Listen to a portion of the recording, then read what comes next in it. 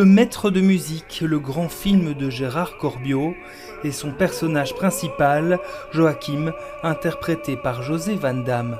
Son grand rôle au cinéma et un surnom qui restera pour celui qui aura incontestablement régné en maître sur l'opéra.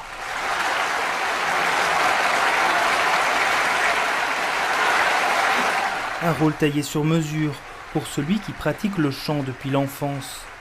Né en 1940 à Ixelles, c'est dans cette maison de Jette que grandit José, alors Joseph. Après ma naissance, on m'a transféré d'Ixelles à Jette, où mes parents habitaient.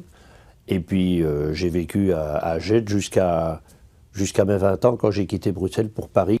Mais avant son départ pour la France, c'est au Conservatoire de Bruxelles que le baryton basse étudie. Je suis rentré en 58, j'ai eu mon premier prix de chant d'emblée. J'ai terminé en juillet 59, je dis bien.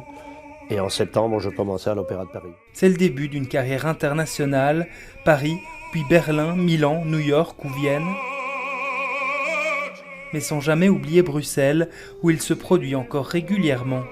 En 1997, il est Don Quichotte dans L'Homme de la Mancha, 30 ans après Brel. Il rejette le triste fardeau du bon sens et conçoit le plus étrange projet jamais imaginé. Don Quichotte est un personnage que j'aime beaucoup.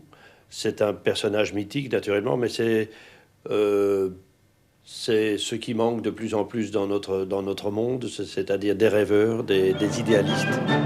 Regardez-moi, tous les dragons sont le ciel essentiel. Lauréat de multiples prix, dont des Grammy Awards et des victoires de la musique, l'homme à la voix inimitable prend sa retraite de l'opéra en 2010. J'ai débuté à 20 ans, oui. Et donc au bout de 50 ans, j'ai dit peut-être que ça suffit. Et puis j'ai toujours dit, je préfère arrêter de chanter et que les gens disent c'est dommage qu'ils ne chantent plus que l'inverse. Même s'il continuera à chanter, ici des reprises de chansons françaises en 2018. Et des vagues de dunes pour arrêter les vagues. Jamais loin du chant, pour celui qui, bien plus qu'une voix, était devenu un mythe.